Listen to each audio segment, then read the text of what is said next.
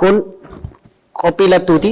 Qophii lattuu har'aatiin immoo keessummaa isiniif qabannee dhiyaanne irraa dhimmi har'a irratti haasofnu dhimma daa'immaniif maatii daa'immanii wajjin wal qabatu keessumattuu akkaataa guddisa daa'immanii fi dhiibbaa inni guddina isaanii irratti qabu wajjin wal qabatee keessummaa isiniif qabannee dhiyaanne irraa keessummaan har'a nu wajjin turu barsiisaa fi barreessaa Eebbisaa Baayisaati.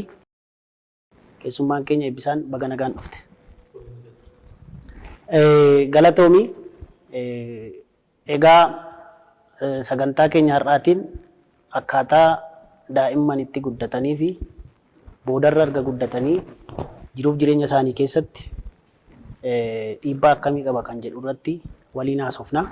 Akkuma beekamu maatiin kamuu daa'ima milkaa'aa, daa'ima jireenya isaa keessatti gammadaa, daa'ima itti gaafatamummaa baatu qabaachuu barbaada. Wantoonni isaan murteessan sana keessaa akkaataa isaan itti guddatan kan jedhu saayinsiin jira. Mee akkaataan daa'imni itti guddatu gama saayinsiin maal fakkaata kan jedhuu fi dhimmoota sana wajjin wal qabatan mee nuu kaasaa.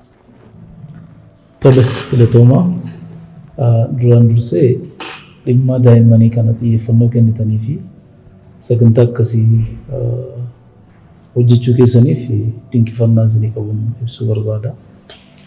Egaa akkuma beekamu daa'imman guddisuun hojii ulfaataadha. Hojii guddaa, hojii itti gaafatamummaa guddaa of keessaa barbaadudha. Gama saayinsiin keessumaayyuu gama xiinsammuun qorannooleen tokko tokko taasifamaniiru. Parenting styles akkamitti akka daa'imman guddatan irratti qorannooleen xiinsammuu baay'een taasifamaniiru. Keessumaayyuu akka qorannoo bu'uuraatti kan fudhatamu hayyuu xiinsammuu kan taate Diyaanaa Buuriing kan jedhamtu kan isheen qo'atteedha. Bara 1960moota keessa ture kan isheen qo'atte. Akkaataa guddisa daa'immanii kana iddoo sadiitti qoodde isheen ergasii qorannooleen dabalataa taasifamaa dhufanii gara 4tti ol guddisan. Arfan isaaniiyyuu akaakuu adda addaati. Egaa inni jalqabaa abbaa hirrummaa awutoritariyan kan jedhamu kun jira. Sana jechuun maatiin yeroo itti guutummaan guutuutti haala abbaa hirrummaadhaan gaggeessu jechuudha. Inni kun daa'immaniif baay'ee ulfaata. Sababni isaa maatiin wanta hundumtuu humnaan akka ta'u barbaada. Fedhii mataa isaaniidhaan dhiibbaa daa'imman irratti taasisu malee fedhii daa'imni sun qabuun dhaggeeffatanii miira daa'imman sanaa gochuuf hin yaadanii sun immoo daa'imman irratti dhiibbaa gurguddaa qabu. Keessumaa gaafa guddatanii daa'imman akkasii self esteem hin qabaatan, ofii isaaniif iddoo guddaa hin kennanii hin sodaatu. Dhiibbaa guddaa keessatti waan guddatanii fi wanti hundumtuu initiationiin isaa nama biraarraa akka dhufu eeggatu malee ija jabinaan konfidensiin ka'anii waan tokkoon hojjetan hirkattoota ta'u jechuudha. Ajaja dhufu duwwaa kan eeggatan ta'aniiti kan isaan guddatanii yaada isaanii ibsachuu hin danda'an. Daa'imummaatti maatiin ijoollee kanarratti dhiibbaa gochaa guddisaa yaada isaanii akka isaan ibsatan, bilisa akka isaan ta'an carraan kennuuf. Fedhiin mataa isaa duwwaa daa'imni sun fedhii mataa isaa duwwaa kan inni guutu malee fedhiin maatii daa'imni kun ofiisaa fedha qabaa, ofiisaa wanti isa barbaachisu jira jedhanii yaadan. Hawaasuma keenya keessatti waan baay'ee taajabuu dandeenya. Maatiin tokko tokko garmalee abbaa irreedha. Gaafa keessummaan ol seenu ijoolleen immoo mana keessaa baqatti. Keessummaa wajjin nyaatan nyaattu ijoolleen lafa keessummaan jirutti dubbachuu hin dandeessu. Dhiibbaan sun sammuu isaanii irratti gaafa isaan guddatanii impaaktii guddaa qabu. Ga'eessota gaafa ta'an illee akka isaan ofii isaanii namoota isaan kanii gaditti of ilaalan. Self esteem isaanii akka badu taasisa. Sun baay'ee ulfaata. Maatiin daa'immanii keessumaayyuu waan kanarraa of qusachuu danda'utu irra jiraata. Istaayilii inni lammaffaa waan dimokiraatummaa of keessaa qabu. Dimokiraatummaa kan of keessaa qabudha. Inni kun baay'ee bareedaadha. Sababni isaa maatiin fedhii qaba, daa'ima sanarraa fedhii qaba. Fedhii isaa akka inni guutuuf gochaa fedhii daa'imaa sanas immoo ofiisaa hin eegaa jechuudha. Gamlachuu irra jira. Kanaaf daa'imman haala kanaan guddatan hawaasa keessatti gaafa namoota gurguddoo ta'an namoota yaada isaanii ibsachuu danda'an namoota immoo itti gaafatamni itti dhaga'amu namoota akkasii ta'aniiti kan isaan guddatanii parenting istaayilii arfan kana keessaa inni kun baay'ee filatamaadha. Baay'ee filatamaadha. Fedhiin maatiis kan daa'imaas guutamaa deema jechuudha. Inni sadaffaan waan heeyyamamtummaa permiisiif waan jedhamu. Permiisiif jechuun daa'imni tokko fedhii qaba. Fedha daa'ima sanaa duwwaa irratti xiyyeeffattaa jechuudha. Akka maatiitti immoo daa'imni sun waan gochuu qabattee itti amantu akka inni godhu hin dirqisiistu jechuudha. Maatii akka feetee jechuu dandeenya. Dirqama hin dirqisiisanii.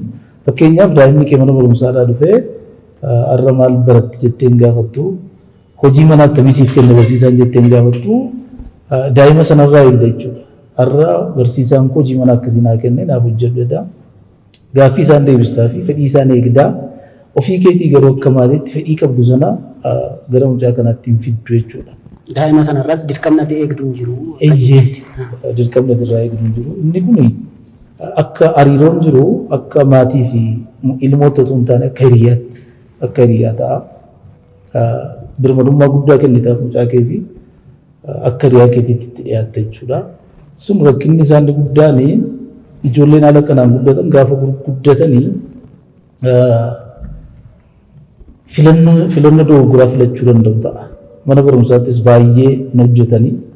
Maaliif ijoollummaa isaaniitti hojii manaa akka isaan hojjetan, barsiisaa isaanii akka isaan hordofan maatiin dirqama irra kaa'an guddisni waan ta'eef baay'ee milkaa'uu miti barnootattis.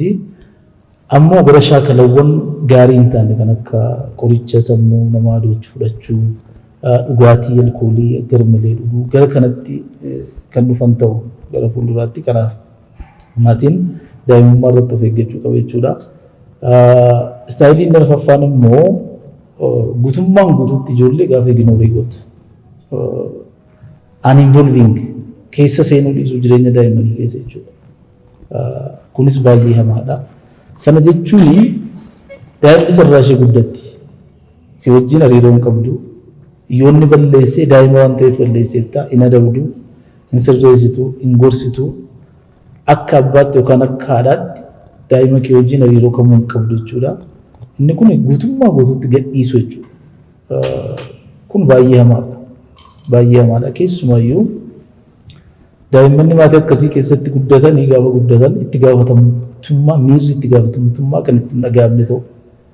Ofii isaanii qaamni itti gaafatama fudhatee isaan guddise waan hin jirree fi dhimma kamiifuu itti gaafatamummaan kan itti hin dhaga'amne ta'u sun baay'ee hamaadha jechuudha. Isaan kana warri qorannoo saayikolojiidhaan qoodaman warri gurguddoon isaan kana argaman. Baay'ee gaariidha. Amma warri sadan hafan maatii akka feete, maatii ofittoo fi maatii abbaa irree jennee ilaallu afaan Oromootiin. Warri kuni haala guddina daa'imaa mana barnootaatti illee akka isaanii baay'ee barnoota isaanii irratti xiyyeeffan jireenya hawaasummaa isaanii illee gaarii akka hin taane sana wanni mul'ate. Kan arfaffaa dimokiraatawaadha kan jenne. Dimokiraatawaa jechuun dirqamni itti kennamu hin jira, waan isaaniif guutamu hin jira, waan maatii keessatti ta'u hundumaa mariitiin ta'a akka jechuuti. Garuu warra sadan hafan keessaa yeroo tokko gara baadiyyaatti yoo akkuma dura ka'e yoo keessummaan dhufe wajjin hirmaatte guddisbati daa'imti nama guddaa wajjin hin nyaatu, nama guddaa wajjin hin dubbattu. Wantoonni akka jedhan kun hin mul'atu keessumattuu umurii keenyatti. Garuu as keessatti amma nu akka Oromootti Oromoon warra sirna gadaan guddate kan jechuun sirna gadaa keessatti tartiibawwan jiru. Jalqabaa kaastee itti makoorraa kaastee dabballee taatee foollee taatee qondaala taatee hamma abbaa gadaa taatutti adeemsati keessatti dabartu dirqamni sii kennamu hirmaannaan ati hawaasa keessatti taasiftu dimokiraasawaadha, hirmaachisaadha akka jechuuti. Abbaa hirrummaan kun maatii akka feetee fi maatii ofittoo jennu kun akkamitti dhalatanii akkas gidduudhaan akka haalli nu daa'imatti guddifu warri sadan kun akkamittiin seenanii haala maatii guddisuu keessatti kan jedhu irratti waan jettu. Akkamitti haala kanatti seenan kan jedhuu fi jalqabuma hubannoo dogoggoraa jirurraa kan ka'e seenu waa'ee gadaa Oromoo kan kaasnu yoo ta'e gadaan Oromoo sirna bulchiinsaa ajaa'ibaati. Kana guutummaan addunyaa iyyuu beeka. An dhuunfaadhaan yeroo baay'ee wanti na ajaa'ibu iddoo sirni gadaa daa'immaniif dubartootaaf kennu baay'ee kabaja guddaa qabu ilaalcha adda ta'etu kennamaa fi garuu deemee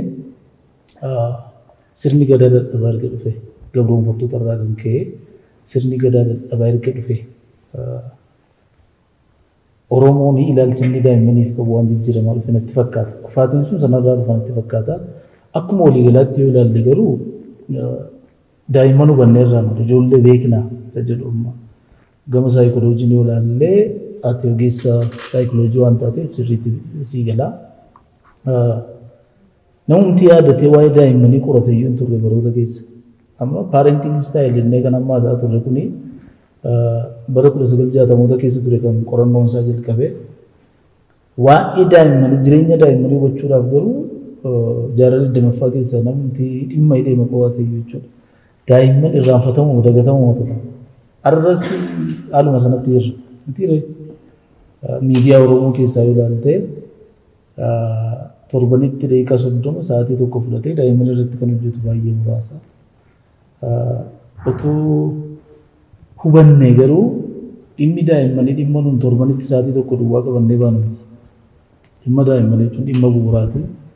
Dhimma miidiyaa sa'aatii 24 guutuu hojjetu daa'imman qofaaf hubannoo saba biroo irraallee hubachuu dandeenya isaan amma akkamitti akka isaan hojjetaa jiran beekna waan ta'eef jechuudha. Akkuma nam daa'imman daganne kan addunyaan guutuun dagatee ture. Jiin Piyaajeetii jedhama jaarraa 20ffaa keessaa dhimma daa'immanii gadi fageenyaan saayintistiin qoratu. Innuu ijoollee mataa isaatii irratti kan inni qo'ate ofiisaa ijoollee godhate irratti gadi fageenyaan qo'ate argannoon argatee addunyaa guutuu kan ajaa'ibsiifachiise ture. Maal jedha Jiin Piyaajeetii? Edaa ijoollee dalga hubannee irraa hin beeknu ijoollee keenya mana keenya keessa jiraatu wajjin baanee galla garuu hin beeknu. Ijoolleen akka nuun itti ilaallu kana miti addunyaa mataa isaanii qabu.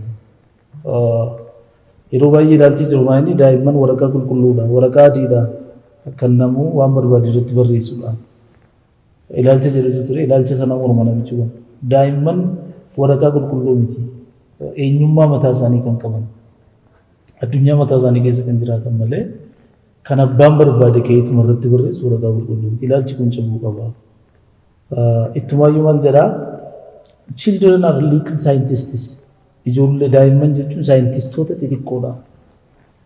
Jedhee saayintistoonni bara sana jiran baay'een illee ergannoo isaa ajaa'ibsiifataa ture. Fakkeenyaaf Albert Einstein koomentii godheera ergannoo sana irratti waan guddaa nu jalaa dhokatti fidee dhufe Jiin Piyaajeetii jedhee dinqifatee haasa'aa ture. Kanaaf dhiyoodha waa'een daa'immanii kan baratame jechuudha. Hawaasa keessatti yoo deebine maatiin kamiyyuu milkaa'inaan guddifachuu barbaada ijoollee isaa. Parenting istaayilii kamiyyuu haa fayyadamu. Abbaa irrees haa ta'u, ofittoos haa ta'u, akka feetees haa ta'u, dimokiraatawaas haa ta'u, galma tokko qaba. Maatiin kamiyyuu jechuudha. Galmi maatii kamiyyuu ijoollee kana sirnaan guddisuu. Iddoo guddaa akka isaan ta'an, namoota gurguddaa akka isaan ta'an gochuudha. Haa ta'u malee garuu hubannoo dogoggoraa daa'immaniif qaburraa kan ka'ee istaayilii dogoggora ta'e hordofu. Abbaa irrummaa yoo ilaalle maatiin Oromoo baay'een abbaa irreedha jechuu dandeenya. Muuxannoo keenyarraa kan ka'e jechuudha. Daa'imman baay'ee cunqurfamaniiti kan isaan guddatanii. Maaliif cunqursaa? Rakkoo cunqursaan sun boru gaafa daa'imni isaa guddatee isarraan ga'u hin beeku.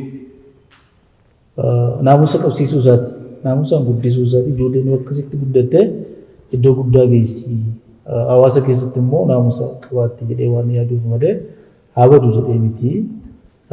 Kana sirreessuudhaaf wanti guddaan amma danda'ametti maatii kamiyyuu barsiisuuf leenjisuudha. Amma banaan jiru guddaan tokko maayinni namoonni akka itti daa'imman guddisan leenjiin qabanii namni hinuma fuudhaa ijoollee godhata malee akkamitti guddisuu akka qabu leenjii fudhatu hin qabu. Biyyoota adda addaa keessatti gaafa laallu muuxannoo isaanii maatiidhaaf yeroo irratti leenjiin hin kennamu ogeessotaan. leenjiitu kennama. Amaluma ijoollee akkamitti hubachuu akka dandeenyullee amma yoo leenjiin isaa qophaa'e leenjii guddaa ta'a.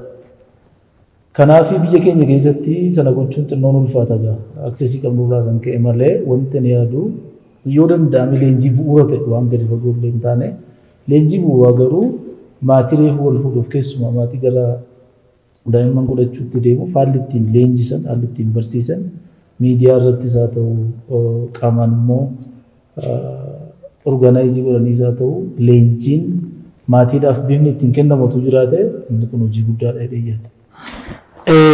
Fayyaa ta'ii waan bu'uuraa hedduu nuu kaafte mee kanuma hojii wal qabatee daa'ima ofitti amanamummaa qabu yookaan ijoolleen keenya hawaasa keessatti waan hojjetanitti mana barnootaatti ofitti amanamummaatiin akka guddataniif maaltu eegama maatiirraa yookaan namoota daa'ima wajjin oolaniidha.